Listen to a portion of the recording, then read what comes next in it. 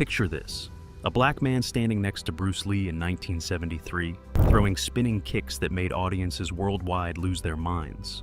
And within 12 months, Jim Kelly became Hollywood's first black martial arts superstar, with studios literally fighting each other to sign him to multi-picture deals worth millions. He headlined 5 major films in 3 years, his face plastered on posters in every theater across America, action figures flying off shelves. And then 5 years later, he vanished completely from every screen, every magazine, every spotlight that once followed his every move. No scandal broke the news. No drug meltdown destroyed his reputation. No public breakdown gave Hollywood an excuse. He just disappeared like smoke, and the industry acted like he never existed in the first place. What could make a man at the absolute peak of his power, with millions on the table and fame most people only dream about, walk away from it all and never look back? The answer will make you question everything Hollywood has ever told you about who gets to be a star and why. Paris, Kentucky to world champion. May 5th, 1946. Jim Kelly was born in Paris, Kentucky, and that name is cruel irony. This wasn't some romantic European city. This was the Deep South, where whites' only signs still hung over water fountains, and black families learned to cross the street when white people approached. Kelly's father worked in a factory, destroying his body for barely enough money to feed his kids. His mother ran a small service business for Navy personnel. They owned almost nothing, but they had something money couldn't buy: pride. And that pride would become both Kelly's greatest weapon and the thing Hollywood couldn't forgive. School was warfare. White classmates called him every slur they could think of. Teachers looked through him like glass. But instead of shrinking, Kelly built himself into something they couldn't ignore. He ran until he collapsed. He lifted weights until his arms shook. He turned his body into armor against a world designed to break him. By high school, he dominated every single sport: football, basketball, track, tennis. His talent earned him something rare for a young black man in the 1960s: an athletic scholarship to the University of Louisville. For exactly one moment, it looked like he'd escaped. Then reality destroyed that illusion in seconds. During football practice, Kelly's coach publicly humiliated a black player using a racial slur that should never leave anyone's mouth. Kelly stood frozen, watching everything he believed about America, about hard work earning respect, about talent mattering more than skin color, crumble into dust. That night, he packed his bags and walked off campus. No explanation, no second chances, no looking back. Years later, he said, "If they could look down on someone just for their skin color, I didn't belong there." He walked away from the American dream. But he was about to discover something better.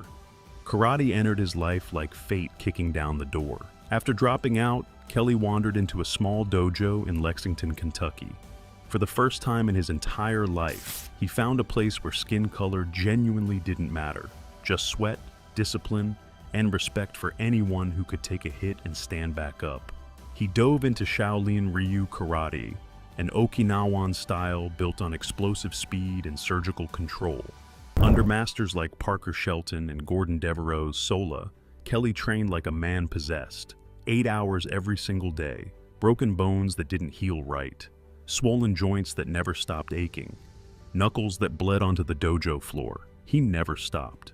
In 1971, Kelly walked into the Long Beach International Karate Championships, the most prestigious tournament in America.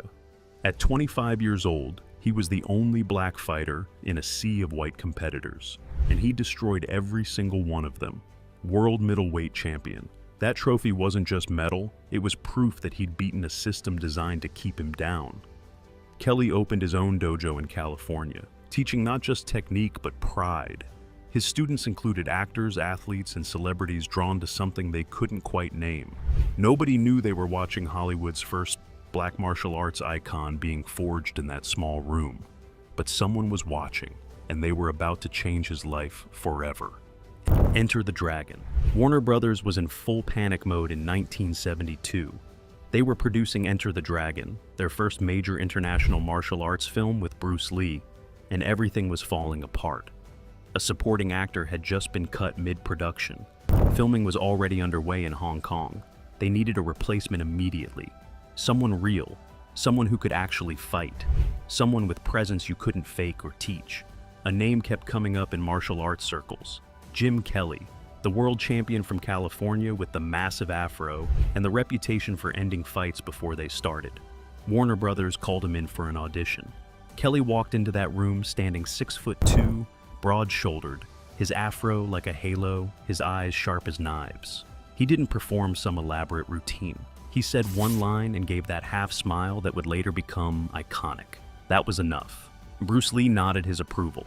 Director Robert Clouse later said Kelly had something Hollywood could never teach: the aura of a man who's fought for real and won.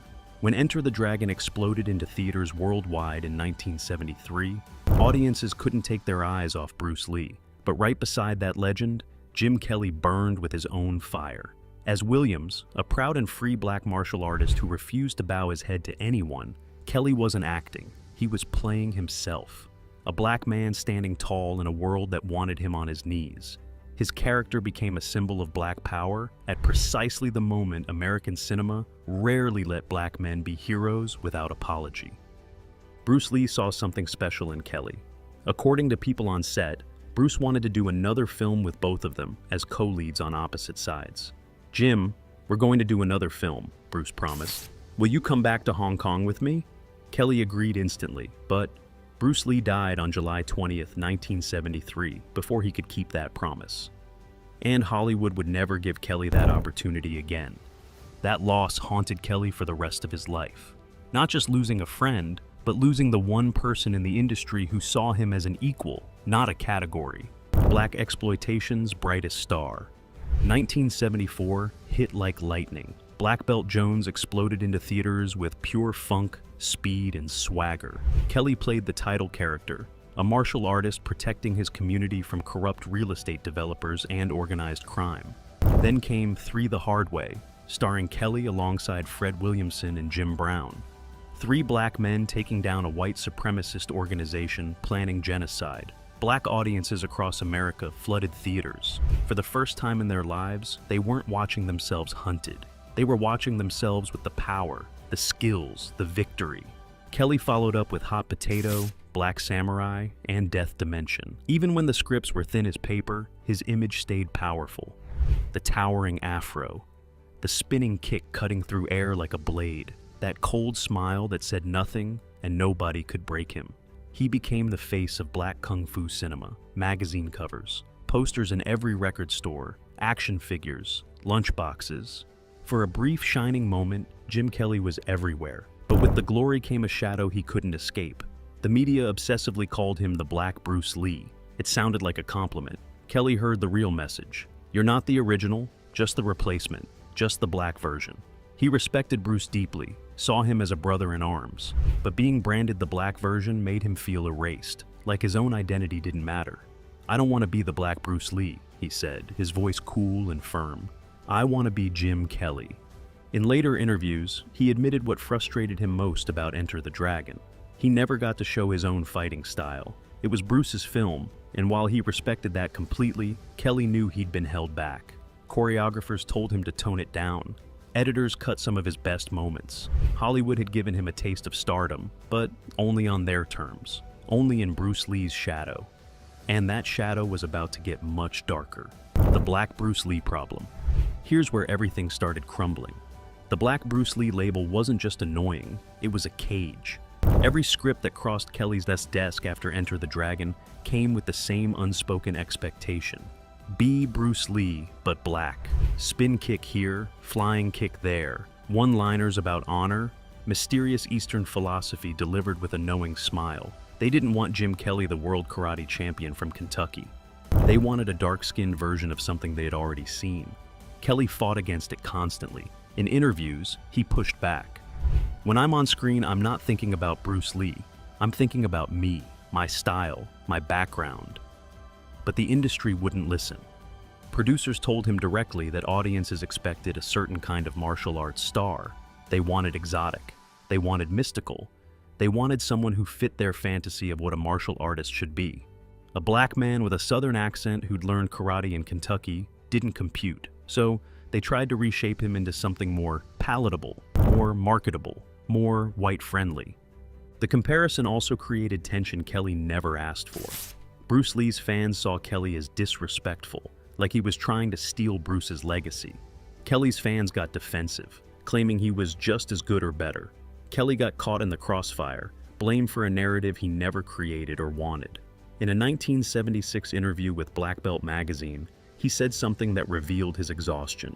"They built a box with Bruce's name on it, and they're trying to force me inside. I won't fit, and I won't try." That statement cost him. Studios started whispering that Kelly was difficult, that he had an attitude problem, that he didn't appreciate the opportunities Hollywood was giving him. The whispers spread. And in Hollywood, whispers become truth faster than facts. The roles he turned down. By the late 1970s, the ground shifted beneath Kelly's feet. The black exploitation era that had made black action heroes into cultural icons was dying. What had once been celebrated as resistance and representation, after the civil rights movement, was now condemned by white critics as cheap violence profiting off black pain. Major studios, Warner Brothers, MGM, American International Pictures, pulled out completely. The stars they had once championed, Pam Grier, Fred Williamson, Jim Brown, Jim Kelly, were suddenly radioactive. Hollywood entered the conservative Reagan era in 1980 and returned to white savior heroes. Sylvester Stallone in Rocky and Rambo, Arnold Schwarzenegger in Conan and the Terminator, and black actors were pushed back to being sidekicks, comic relief, or the first ones killed. Kelly felt the change in every script that arrived at his agent's office. After Black Belt Jones and 3 The Hard Way, he expected bigger, more meaningful roles. Instead, he got the same tired cliches he'd been fighting against. The tough black cop, the wisecracking street fighter, the ex-convict turned informant. Empty shells with no soul. "I could tell what they wanted after reading just a few pages," Kelly said in a 1982 interview. "They didn't want an actor, they wanted a symbol, and I didn't want to be their symbol anymore." He started saying no. He refused to play the poor black cop who needed a white partner to solve cases. He refused roles where his character existed just to make the white hero look smarter, braver, more capable. In Ebony magazine, he said bluntly, "If the role has no soul, I won't take it. I don't need money that bad to make myself a joke." That defiance got him labeled difficult. Directors whispered warnings to studios. Jim Kelly has an attitude. He thinks he's above the material. He's not a team player. Rumors spread that he'd been quietly added to Hollywood's unofficial blacklist, that shadow list where actors who spoke up, who refused to conform, who demanded respect, got systematically denied work. No documents ever proved it existed, but the truth was undeniable and brutal. After 1978, Jim Kelly's name vanished from every major casting list in Hollywood. The phone stopped ringing, his agent stopped calling, the machine had made its decision, and Jim Kelly was out. Here's what makes this even more twisted. While Kelly was being frozen out for demanding dignity, white actors with 0 martial arts credentials were becoming mega stars. Chuck Norris, who Kelly had fought alongside in tournaments, was getting television shows and film franchises. Steven Seagal, whose fighting credentials were questionable at best, was signing multi-picture deals. Jean-Claude Van Damme, who hadn't won a single major tournament, was becoming a household name. These men were talented in their own ways, but none of them had Jim Kelly's championship record. None of them had proven themselves on the international stage the way Kelly had. Yet they got opportunity after opportunity while Kelly got silence. How Hollywood froze him out. The 1980s brought a new wave of action cinema. Die Hard, Lethal Weapon, Top Gun, all exploding with white male leads and budgets that dwarfed anything Kelly had ever touched. The black pioneers of the 70s were shoved aside like yesterday's garbage. Fred Williamson turned to independent film just to survive. Pam Grier stepped away from acting almost entirely, and Jim Kelly chose something nobody expected: silence. He didn't collapse into addiction like so many forgotten stars. He didn't do the talk show circuit begging for work. He didn't write a bitter tell-all book exposing Hollywood's racism. While his peers scrambled for minor roles and guest appearances, Kelly appeared somewhere nobody expected: the tennis court. Tennis became his second martial art. By age 40, he was competing in the USA senior men's circuit, ranking in California's top 10. Sports commentators were stunned by his thunderous serve and footwork still lightning fast from decades of martial arts training. One journalist joked, "The ball flies off his racket like it's afraid of being kicked." Nobody on those tennis courts knew the tall man with the graying curls had once shared the screen with Bruce Lee, and Kelly never mentioned it. Friends said he was remarkably disciplined. He woke early, exercised religiously, taught tennis at a local club, ate clean, never touched alcohol or cigarettes. He lived modestly, drove an old Porsche 911, and never bragged about his past. When people asked why he chose tennis instead of clinging to Hollywood, he just smiled and said something that revealed everything. "On the court, nobody cares who you are. All that matters is whether the ball goes over the net." I like that. Tennis gave him something Hollywood never could: fairness, no black players or white players, no politics or favoritism, just skill and discipline. By the 1990s, Kelly had settled in San Diego and opened a small club called Kelly Tennis Club, offering lessons to teenagers and seniors. No advertising, no social media, no press photos.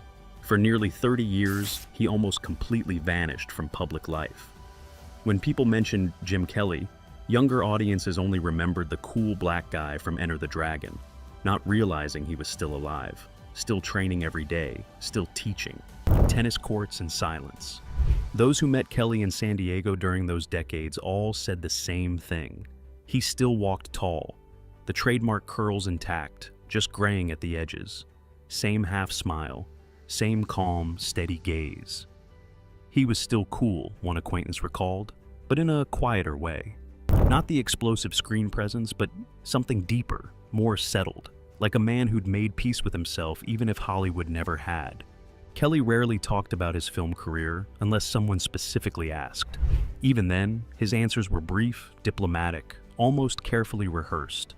He didn't trash Hollywood. He didn't name names. He didn't play the victim. He simply said things changed and he chose a different path. That restraint spoke volumes. He could have burned bridges. He could have exposed the racism and gatekeeping that destroyed his career. Instead, he stayed quiet, dignified, focused on building something new. In the early 2000s, a few journalists tracked him down for retrospective interviews about Enter the Dragon and the black exploitation era. Kelly was gracious but firm about certain boundaries. He praised Bruce Lee endlessly, calling him a brother and a genius. He spoke fondly of his co-stars and the fans who still remembered him. But when asked about why his career ended, his answers became vague. The industry changed. My priorities changed. I wanted to do other things. He never gave them the explosive quotes they wanted, never fed the narrative of the bitter, forgotten star. That silence frustrated journalists who wanted controversy and drama. But Kelly's friends understood. He'd already proven everything he needed to prove. He'd been a world champion before Hollywood ever called. He'd stood beside Bruce Lee as an equal. He'd headlined films that meant something to black audiences. He'd walked away on his own terms. What more did he owe anyone? Why they really canceled him. Here's the truth nobody wants to admit. Hollywood didn't cancel Jim Kelly because he lacked talent. They didn't cancel him because audiences stopped caring. They canceled him because he refused to play the game by their rules. And in an industry built on control, that refusal was unforgivable. Kelly's crime was simple. He wanted to be seen as Jim Kelly, not as the Black Bruce Lee, not as a symbol, not as a category. He wanted roles with depth and dignity. He wanted to show range beyond spinning kicks and one-liners. He wanted what every white action star got automatically: the benefit of the doubt, the assumption that he could grow, evolve, carry different kinds of stories. Hollywood looked at that desire and said, "No. We've decided who you are. Accept it or leave." The blacklist was never official. Nobody sent a memo. No executive publicly declared Jim Kelly unemployable. But the machinery of Hollywood operates on whispers, favors, and unspoken rules. When enough producers hear that someone's difficult, when enough directors pass on casting them, when enough agents stop submitting their name, the result is the same as a formal ban: silence, invisibility, erasure. What makes Kelly's story even more painful is the timing. He was canceled just as his career should have been expanding. He was only 32 years old in 1978 when the work dried up. In his physical prime, at the peak of his skills, with a proven track record and a devoted fan base. If Hollywood had given him the same opportunities they gave white action stars, if they'd let him grow and take risks and show range, Jim Kelly could have been doing action films well into the 1990s and 2000s.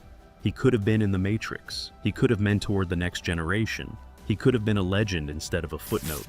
But that would have required Hollywood to see him as a full human being instead of a convenient symbol. And in 1978, that was asking too much. The industry wasn't ready for a black man who was handsome, confident, skilled in martial arts, and refused to bow his head. So, they did the easiest thing. They pretended he didn't exist. The statement he left behind. In the early 2010s, Kelly was diagnosed with cancer. The type was never confirmed publicly. Some reports said kidney, others claimed prostate. He kept it completely private. Only his wife, Marilyn, and a few close friends knew. On June 29, 2013, Jim Kelly passed away at his home in California at age 67.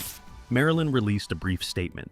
Jim passed peacefully. He lived the way he wanted to, strong, quiet, and free. But even in death, rumors chased him. Some martial arts websites claimed he choked during exercise. Others said it was a sudden stroke.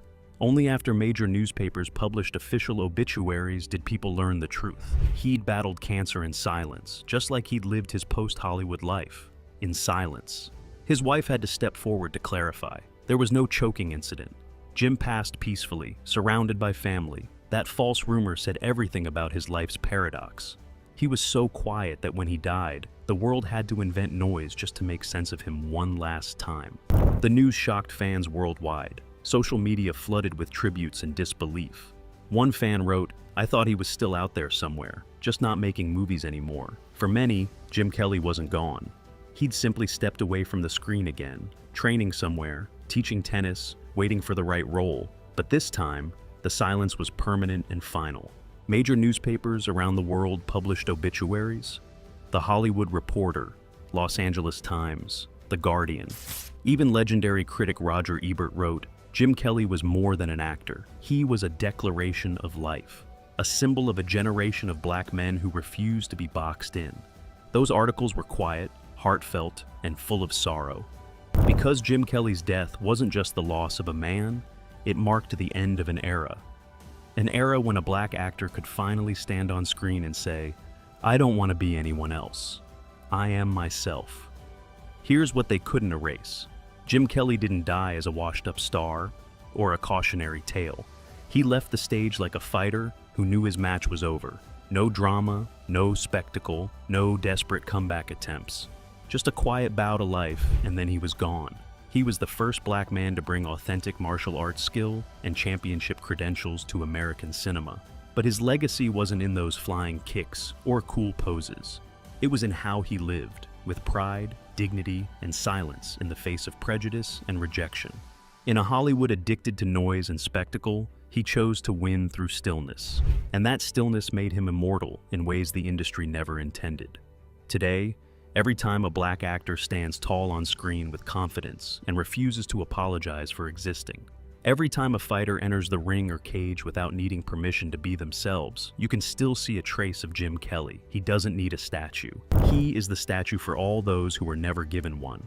Hollywood canceled Jim Kelly, but they couldn't cancel what he represented, and that's a victory they can never take back.